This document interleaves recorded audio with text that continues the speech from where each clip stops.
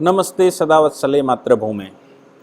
आज अफ़गानिस्तान के vice president ने एक ट्विटर पर फ़ोटो शेयर की, दिल खुश कर दिया पूरे हिंदुस्तान का। ये गर्व का विषय है जब कोई मुस्लिम कंट्री पाकिस्तान के लिए करे तो एक एक हिंदुस्तानी का फ़ख्र से गर्व गर्व से मैं शब्दों से थोड़ा गर्व होता है और बहुत ज़्यादा स्वाभिमान महसूस होता है। अफ़गानिस्तान और पाकिस्तान इस समय आमने सामने खड़ा हुआ है। अगर तालिबान अफ़गानिस्तान का सहयोग कर रहा होता तो ये संभव है कि भारत पाकिस्तान के युद्ध की जगह आज की तारीख में अफ़गानिस्तान और पाकिस्तान का युद्ध हो चुका होता। अफ़गानिस्तान पाकिस्तान में इतनी इस समय ठनी हुई है, अफ़गानिस्तान से मतलब अफ़गानिस्तान सरकार से मतलब है अशरफ गनी की सरकार वहाँ पर है, और अशरफ गनी की सरकार बनाम इमरान खान की सरकार अगर अनुकूल परिस्थितियाँ मिलें तो दोनों युद्ध की कगार पर हैं और अफ़गानिस्तान युद्ध का विजेता हो सकता है। क्योंकि घटनाएं सिलसिलेवार ढंग से जो पाकिस्तान में हो रही हैं और जो अफ़गानिस्तान में हो रही हैं वो पूरे विश्व की विदेश नीति के लिए एक प्रश्न खड़ा करती हैं। और सबसे ख़ास बात यह है कि जिस इस्लाम के नाम से पाकिस्तान संसार पर राज्य करना चाहता है, जो हम लोग बार बार कहते हैं कि नया मुल्ला प्याज ज़्यादा खाता है, और लगातार ये बात चल ही रही है। हालांकि पूजनी सरसंघ चालक जी का जो बयान असम में आया उसके अनुसार उन्होंने कहा कि ये तैयारी 1930 में शुरू हो गई थी कि हिंदुस्तान को ही इस्लामिक कंट्री बनाया जाएगा। 1947 में देश अलग हुआ, लेकिन दुर्भाग्य की बात है कि भारत में नेहरू लिया का समझौता हो गया और दोनों देशों ने ये आश्वासन दिया कि वो माइनॉरिटीज़ को प्रोटेक्ट करेंगे। CAA के भाषण देने के दौरान पूजनी सरसंघ चालक जी ने कहा कि हिंदुस्तान का स्वभाव ऐसा कभी नहीं रहा कि केवल हम, लेकिन जो लोग भी भारत में ये आकर कहते रहे केवल हम, और जिन लोगों ने अपना ये स्वभाव बनाया कि केवल हम, उन लोगों को भारत ने कभी भी भारत में शरण नहीं दी। हम संप्रदायों के आधार पर लड़ने वाले लोग नहीं हैं। यही धर्मनिरपेक्षता का सबसे बड़ा उदाहरण भारत है, और हम संघ राज्य तब से चलाते हैं जब पूरा संसार इन विषयों पर जानता भी नहीं था। हम अमन का पैगाम तब देते थे जब इस्लाम पैदा भी नहीं हुआ था। ये सब बातें पूजनीय सरसंघ चालक जी ने असम की बैठक में कही, और असम में वो एक पुस्तक का विमोचन कर रहे थे और उन्होंने जिस प्रकार से कहा वो दिल खुश हो गया। हालांकि वो DNA वाले बयान पर भी कायम है, लेकिन उन्होंने ये हरगिज़ नहीं कहा कि घर वापसी नहीं होना चाहिए। उन्होंने कहा ये सब कुछ कार्यक्रम हम घर वापसी का चलाते ही हैं और घर वापसी चलती ही रहती है। खैर, आज अफ़गानिस्तान बनाम पाकिस्तान का समय है। हुआ क्या, सिलसिला तो हालांकि लंबे समय से अफ़गानिस्तान इस बात को कहता आ रहा है। क्या कहता है? अफ़गानिस्तान कहता आ रहा है कि तालिबानियों को तैयार पाकिस्तान कर रहा है, पाकिस्तान अफ़गानिस्तान में डिस्टर्बेंस कर रहा है। हालांकि ये सच बात है। सच कैसे है? क्योंकि इमरान खान जिस समय US गए थे डोनाल्ड ट्रंप के पास, और डोनाल्ड ट्रंप ने उनको अपनी पैर की छमुनी से भी नहीं छुआ और वो लात मारी कि इमरान खान बेहोशी में आ गए और वो होश गवा बैठे। और वहीं पर अमेरिका में ही वो स्टेटमेंट दे बैठे कि एक समय तो आप हमको मित्र मानते थे, अफ़गानिस्तान में जब तालिबान तैयार करना था तो हम ही आपके सहयोगी थे, और तब हम आपका सहयोग करते हुए वहाँ आतंकी जिनको आप आज कहते हैं वो हम तैयार कर रहे थे, क्योंकि आपको रशिया के खिलाफ लड़ना था। और आज आप हमको आतंकी देश बता रहे हैं, आज आप हमको टेररिस्ट कंट्री बता रहे हैं, और ब्ला ब्ला ब्ला। इसका मतलब ये हो गया कि अमेरिका ने लात मारी, क्योंकि अमेरिका भी ये देख ही रहा था कि अफ़गानिस्तान में जब अमेरिका बैठा था तो अफ़गानिस्तान में सबसे ज़्यादा डिस्टर्ब करने वाला अगर कोई कंट्री था तो वो पाकिस्तान था, और पाकिस्तान को अमेरिका उल्टा एक्ट अगेंस्ट टेररिज्म के नाम से उनकी सदैव से मदद करता रहा, और उस मदद से वो अफ़गानिस्तान में डिस्टर्ब करते रहे और उसी मदद से वो हिंदुस्तान के अंदर डिस्टर्बेंस करते रहे। कारगिल जैसे युद्ध लड़ने पड़े, भारत में बम विस्फोट उन्होंने किए, उन्होंने मिसाइल परीक्षण कर लिए, उन्होंने बहुत कुछ कर लिया। किसके पैसे से? अमेरिका का वो पैसा जो कि अफ़गानिस्तान को कंट्रोल करने के लिए अमेरिका देता था। पता नहीं कैसे अमेरिका को ये नहीं पता लगा कि अफ़गानिस्तान में सबसे बड़ा डिस्टर्बेंस तालिबानियों की तरफ से अगर कोई करता है तो वो पाकिस्तान ही है। लेकिन जब अमेरिका ने ये फैसला किया कि वो वापस जा रहे हैं तो ऐसी परिस्थिति में अफगानिस्तान के अंदर डिस्टर्बेंस होना शुरू हुआ और पाकिस्तान को ये लगा कि अब हमारी अहम भूमिका होगी और अमेरिका की जगह हम बैठ जाएंगे।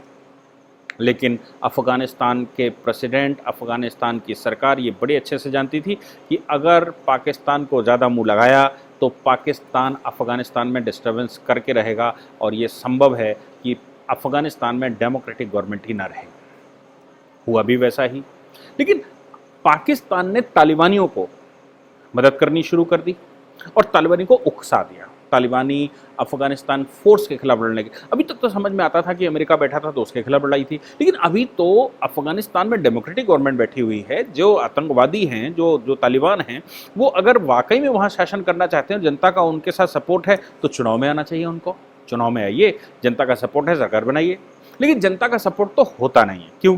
क्योंकि ये चंद मुट्ठी भर लोग होते हैं जो इस्लाम के नाम से शासन करते हैं और अत्याचार करते हैं। लेकिन मज़े की बात यह है कि इस्लाम के द्वारा शासित होने वाले व्यक्ति भी इनका विरोध नहीं करते और अपने पूर्वजों के संप्रदायों को अडॉप्ट नहीं करते।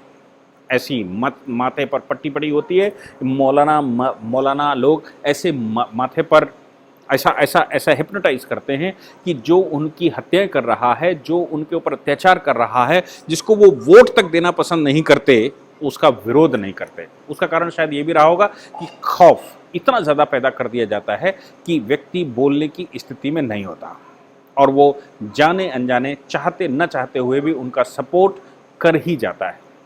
हुआ क्या, अभी जो हाल की घटनाएं हैं उसमें अफगानिस्तान के प्रेसिडेंट ने, जो कजाकिस्तान में, वो उज्बेकिस्तान में जो बैठक चल रही थी, उस बैठक में उन्होंने स्टेटमेंट पाकिस्तान के प्रधानमंत्री की उपस्थिति में दे दिया। पाकिस्तान के प्रधानमंत्री की उपस्थिति में अशरफ गनी ने कहा कि हमारे पास पुख्ता सबूत हैं कि पाकिस्तान की एयरफोर्स तालिबानियों को मदद कर रही है, उनको हथियार सप्लाई कर रही है। हालांकि पाकिस्तान के प्राइम मिनिस्टर ने उसका विरोध भी किया था। पाकिस्तान के प्राइम मिनिस्टर ने कहा कि आपको गलतफहमी है, साथ में उन्होंने कहा कि ये हिंदुस्तान के बहकावे में सब कुछ आप कर रहे हो और ब्ला ब्ला ब्ला। लेकिन एक घटना पाकिस्तान में बड़ी हो गई। वो घटना मैं आपको बताऊं, उससे पहले पाकिस्तान का जो अब स्वभाव बन चुका है, जिहादी स्वभाव पूरे देश का बन चुका है। अब सरकारों के वश में पाकिस्तान नहीं है। अब तो पाकिस्तान इस्लाम के कब्जे में है। अब तो पाकिस्तान मुल्ला मौलवियों के कब्जे में है। अब तो पाकिस्तान गृह युद्ध के कब्जे में है और पाकिस्तान अपने अंतिम समापन की तरफ चल रहा है। कैसे? क्योंकि पाकिस्तान के अंदर पाकिस्तान के पूर्व राजनयिक शौकत मकदम की बेटी नूर मकदम का सर कलम कर दिया गया, सिर धड़ से अलग कर दिया।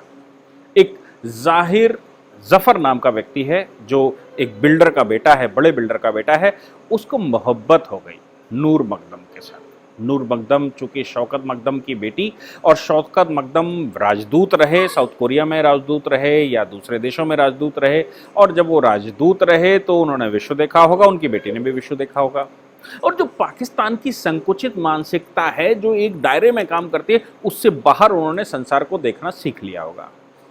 दोस्ती धोखे से जाहिर जफर के साथ हो गई और जाहिर जफर को जब उसने मना कर दिया तो जाहिर जफर ने उसकी हत्या कर दी। और हत्या केवल नहीं की, उसने उसकी हत्या करने के बाद उसका सिर भी बिल्कुल धड़ से अलग कर दिया। तो आप सोच सकते हैं कि पाकिस्तान के अंदर क्या स्थिति आ चुकी है। मामला दूसरा आया जहां से बड़ी वार्ता शुरू हुई। पाकिस्तान के अंदर अफगानिस्तान के राजदूत की बात मैं करता हूं तो अफगानिस्तान के राजदूत नजीबुल्लाह अखिलिक की बेटी सिलसिला अखिलिक का अपहरण हो गया। वो एक बेकरी से कुछ सामान ला रही थी और बेकरी से सामान लाते समय वो जिस कैब में बैठी थी उस कैब में एक व्यक्ति आया, ड्राइवर को उसने फेंका और उस कैब को ले गया, एक सुनसान जगह पर ले गया।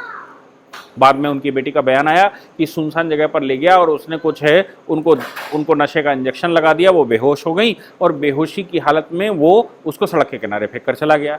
तो इसके तो भारत में अगर मतलब लगा ले जाएं तो बहुत सारे निकलते हैं कि क्या उनका रेप हुआ है, क्या उनके साथ गलत हुआ है, ये सब कुछ हो सकता है।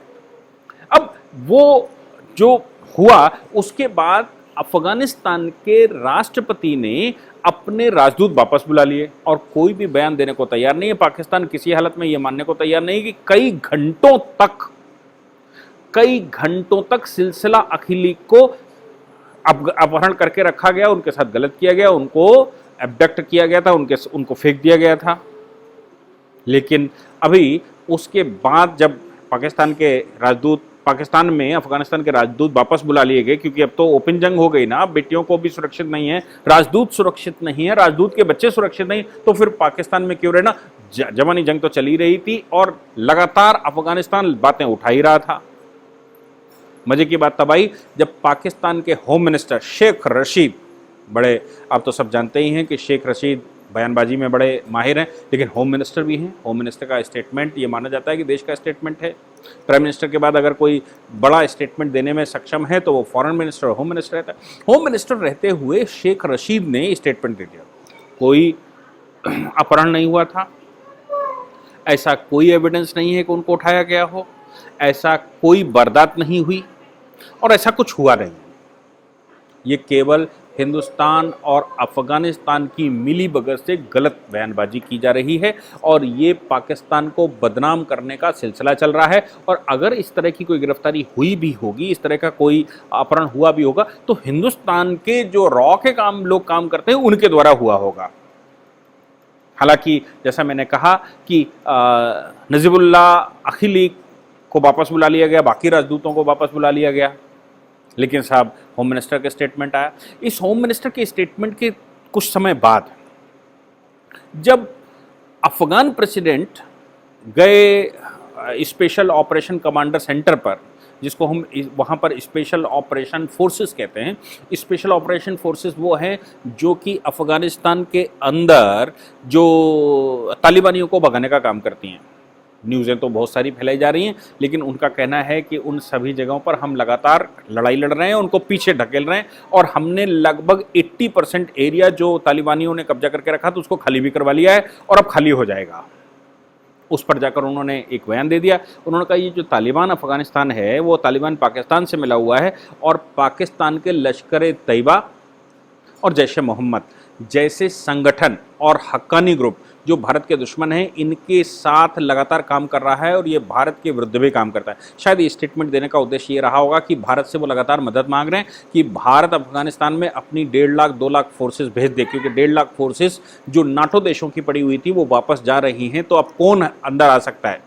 अगर अफगानिस्तान के अंदर कोई अच्छे से मदद कर सकता है तो वो हिंदुस्तान है। उसका कारण ये भी है कि अफगानिस्तान की फोर्सेस को अगर कोई ट्रेंड कर रहा है, अफगानिस्तान में सिक्योरिटी फोर्सेस ट्रेंड हो रही हैं, अच्छी टेक्नोलॉजी के साथ कैसे हथियार चलाए जाए, हथियारों की ट्रेनिंग दी जा रही है फोर्सेस की, तो वो हिंदुस्तान दे रहा है। तो उनको लगा होगा कि हिंदुस्तान को आगे आना चाहिए। हिंदुस्तान पहले ही पेच फांस चुका है कि जब तक गिलगिट बाल्टिस्तान हमको वापस नहीं दिया जाता तब तक हमारे लिए अफगानिस्तान में जाना मुश्किल है।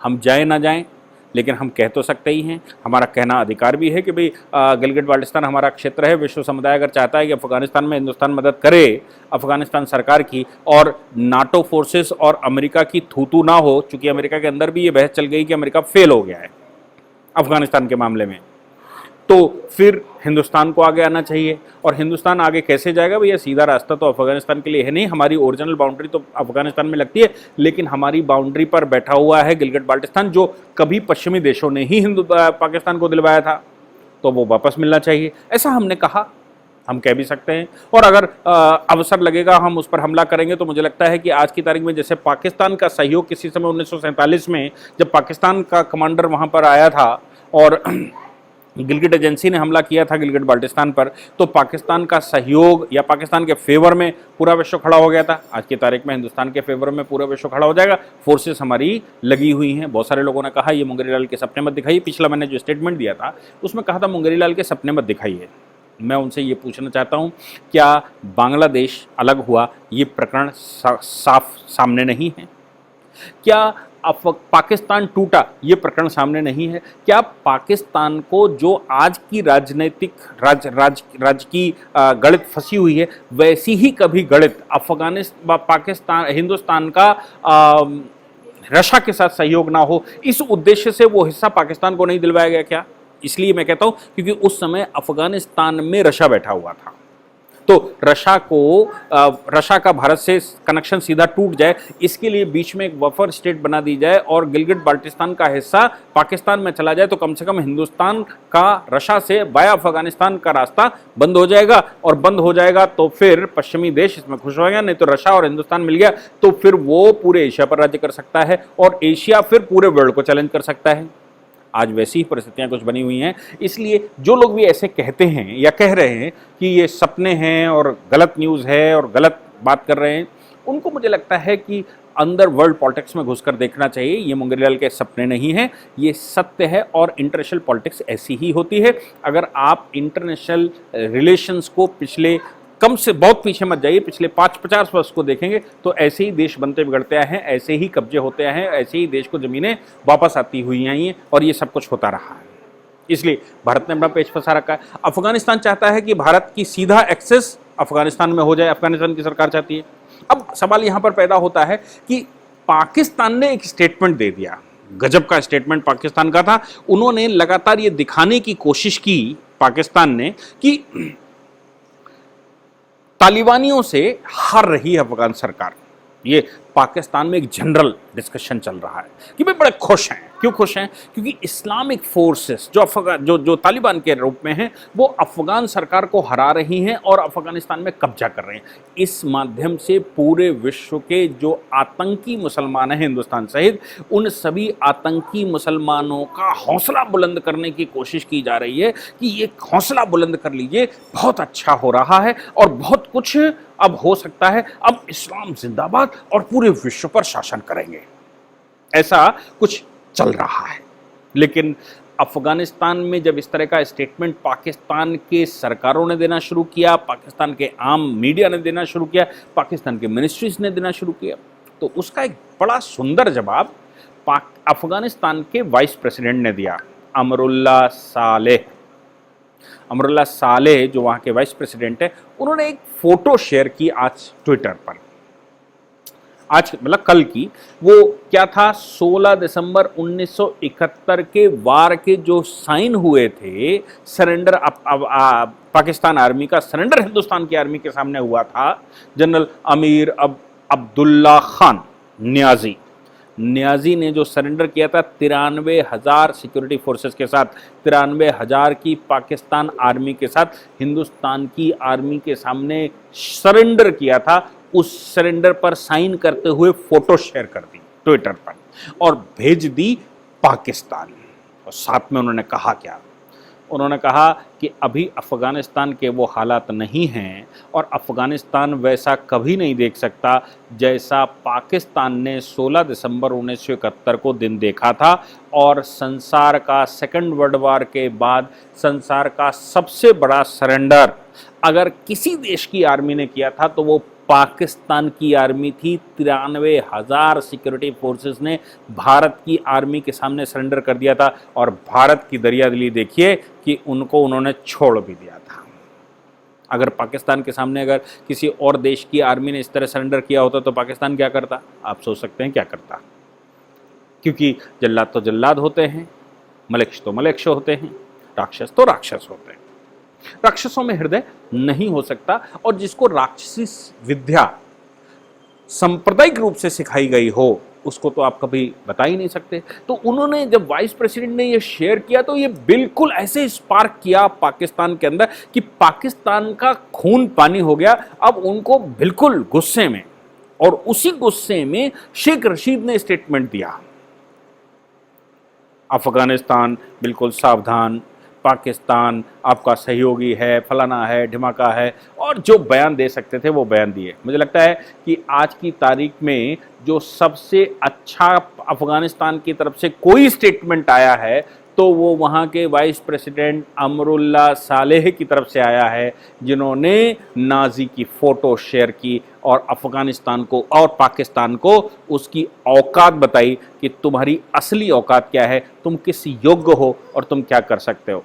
पेज तो फंसा ही हुआ ही है। और मुझे लगता है कि अगर गिलगिट बाल्टिस्तान भारत के पास होता आज की तारीख में और भारतीय फोर्सेस अगर अफगानिस्तान को किसी प्रकार की मदद डायरेक्ट कर सकती तो अब तक अफगानिस्तान और पाकिस्तान का युद्ध हो चुका होता और पाकिस्तान टूट की कगार पर आ गया होता। हालांकि ये सारी परिस्थितियों को जो चल रही हैं, इन परिस्थितियों को चीन चूंकि लगातार पाकिस्तान का सहयोग इनडायरेक्ट वे में करता है, इसलिए उसने क्या किया, चीन ने अपनी फोर्सेस को हमारे बॉर्डर पर कुछ फिर डिस्टर्ब करने के लिए लगा दिया। और करेंगे कुछ नहीं, डिस्टर्ब करेंगे ताकि हमारी फोर्सेस का दिमाग चीन की तरफ चला जाए। और जो गिलगिट बाल्टिस्तान वो 2020 में बचा ले गए थे, जुलाई अगस्त फरवरी मार्च अप्रैल मई जून में, वो फिर से, क्योंकि उस समय भी ये संभव था कि अफगानिस्तान से यूएस आर्मी जाने से पहले भारत ने तैयारी कर ली थी कि हम गिलगिट बाल्टिस्तान को वापस ले लेंगे। और गिलगिट बाल्टिस्तान वापस लेने के लिए वो फोर्सेस वहां लगाई गई थी और वहां गलवान कर दिया था चीन की तरफ से, ताकि हमारी फोर्सेस उस तरफ डाइवर्ट हो जाए। और हमने प्लान भी एक्टिव कर लिया था। उस समय गिलगिट बाल्टिस्तान हम वापस नहीं ले पाए थे और हम इंगेज हो गए चीन बॉर्डर पर। हालांकि चीन के लिए उससे ज़्यादा बुरा पिछले 70 वर्ष में, 1949 के बाद 72 वर्षों में चीन के साथ उतना बुरा कभी नहीं हुआ जितना बुरा 2020 में हिंदुस्तान से पंगा लेने पर हो गया। चूंकि साउथ चाइना सी में उस समय पूरे वर्ल्ड ने अपनी फोर्सेस भेज दी थी, भारत ने भी अपनी आर्मी लगा दी थी, भारत ने चीन का व्यापार रोक दिया था, पूरे विश्व ने चीन के साथ व्यापार रोक दिया था, चीन के ऐप सारे रोक दिए गए थे और बहुत कुछ ऐसा कर दिया गया था जो चीन, जिसकी वजह से चीन की इकोनॉमी एकदम डाउन होती चली गई और चीन पैदल होता चला गया। आज की तारीख में चीन की इकोनॉमी विश्व में अपने ही देश में लड़ रही है, विश्व से लड़ने की तो सिचुएशन छोड़ दीजिए। हालांकि वो प्रयास तो कर ही रहे हैं, लेकिन वो प्लान बी के तहत हम गिलगिट बाल्टिस्तान उस समय वापस नहीं ले पाए। जबकि गिलगिट बाल्टिस्तान को वापस लेने के लिए हमने सर्जिकल स्ट्राइक किया था, हमने वहां एयर स्ट्राइक किया था, हमने दोनों स्ट्राइकें भी पीछे दिवाली पर की थी। और अब दिवाली का मतलब नवंबर का टाइम और अक्टूबर नवंबर, और ये सब कुछ जब हम तैयारी कर गए थे कि जैसे ही थोड़ा मौसम ठीक होगा तो अफगानिस्तान तो गिलगिट बाल्टिस्तान को वापस लेने की पूरी कवायद है। क्यों? यूएस के जाने से पहले हमारा बॉर्डर सीधा अफगानिस्तान से लग जाना चाहिए था, ताकि तालिबानी को, लश्कर तैयबा को, जैश ए मोहम्मद को, हक्कानी ग्रुप को और पाकिस्तान जैसे धूर्तों को, इन सबको भारत कंट्रोल कर सके। लेकिन वैसा संभव नहीं हो पाया क्योंकि चीन सामने आ गए। और अभी भी जब हमने ये फोर्सेस वहां पर पिछले, अभी आपने सुना होगा कि पिछले 15 दिन में 50,000 फोर्सेस एक बार भेजी हैं, 25,000 फोर्सेस एक बार भेजी हैं और 1.25 lakh forces, 1.5 lakh forces already वहां पर लगी हुई थी। यानी कि 2-2.5 लाख फोर्सेस वहां पर, आवश्यकता नहीं, वहां 50,000 फोर्सेस से काम चल जाता है। 2-2.5 लाख फोर्सेस फिर से बिना किसी कारण के क्यों भारत ने भेज दिया? तो परिस्थितियां तो हैं और विश्व समुदाय तो भारत के साथ है। और मोदी जी इस समय मुझे लगता है कि पूरा दिमाग वहीं पर लगाए हुए हैं। ये हम डोमेस्टिक, कोई पेट्रोल की बात कर रहा, कोई सब्जी की बात कर रहा, कोई वो वैक्सीन की बात कर रहा, कोई ऑक्सीजन की बात कर रहा। अगर गिलगिट बाल्टिस्तान वापस आ जाए तो इससे अच्छा कुछ हो सकता है कि हमारे देश के लिए, और वो एक कंटक खत्म हो, इसलिए वहां पर उन्होंने कॉन्सेंट्रेट करके रखा है। और वहां के कॉन्सेंट्रेट करने का मतलब यह है कि अफगानिस्तान सीधा हमारे संपर्क में होगा और वो रास्ता हमारे लिए खुल जाएगा। चीन लगातार प्रयास करेगा ही कि गिलगिट बाल्टिस्तान किस तरह भारत के पास ना चला जाए, क्योंकि चीन की बुरी दृष्टि गिलगिट बाल्टिस्तान के ऊपर पूर्ण रूप से है। उसने कभी शक्शगाम वैली पाकिस्तान से ले ली, अब वो गिलगिट बाल्टिस्तान पर नजर रखे हुए हैं। फिर ये वर्ल्ड पॉलिटिक्स है। इस वर्ल्ड पॉलिटिक्स में हिंदुस्तान इस समय मुझे लगता है अच्छी सिचुएशन में है। चीन को वो परास्त कर ही चुका है लगभग। पाकिस्तान, अफगानिस्तान आमने सामने खड़ा हुआ है, खाड़ी के देश हिंदुस्तान के साथ खड़े हुए हैं। इस समय यूरोपियन कंट्री चाहे किसी कारण से हो लेकिन भारत का सहयोग करने को तैयार है। अमेरिका हो सकता है धूर्त है, मैं मानता भी हूं कि अमेरिका बिना किसी कारण के किसी का सहयोग नहीं करता, लेकिन इस समय हमारा सहयोग वो अपने लिए ही कर रहा हो, अपनी ही नाक बचाने के लिए कर रहा हो, लेकिन करने को तैयार है। इसका मतलब परिस्थितियां हैं, कुछ भी हो सकता है और हमें ये इंतजार करना चाहिए कि परिस्थितियां थोड़ी इसी प्रकार की अनुकूल रहें। और उस अनुकूलता में जो अफगानिस्तान जिस तरह से पाकिस्तान के पीछे पड़ा हो, और अफगानिस्तान की तरफ से अगर युद्ध हो जाता है, सोच कर देखिए, अफगानिस्तान पाकिस्तान का अगर युद्ध हो जाता है सीधा, तो फिर क्या हो सकता है? और तो भारत सहयोगी के नाते होगा, तो क्या गिलगिट बाल्टिस्तान वापस नहीं आ सकता? बिल्कुल आ सकता है। चीन के साथ युद्ध करने के लिए अमेरिका साउथ चाइना सी में ऑलरेडी लगाए हुए है अपनी फोर्सेस, वो लगातार उधर उस बॉर्डर पर घेरे हुए। तो अगर इधर चाइना सीधे से खुलकर मुखर कर आता है तो फिर साउथ चाइना सी में अगर युद्ध छिड़ गया तो चाइना भी कंट्रोल में, इसलिए हो कुछ भी सकता है। आपको इंतजार करना चाहिए कि ये सब कुछ होने में कोई शक नहीं है कि ये नहीं हो सकता, ये सब कुछ संभव है और ईश्वर भारत का साथ इस समय खुलकर दे रहा है और मुझे लगता है इन परिस्थितियों का लाभ भारत को मिल ही सकता है। Thank you very much. यदि आप लॉ पढ़ना चाहते हैं तो कहीं और ना जाकर हमारे ऐप dkdubey.com जल्द से जल्द डाउनलोड करें। डाउनलोड लिंक डिस्क्रिप्शन में अवेलेबल है।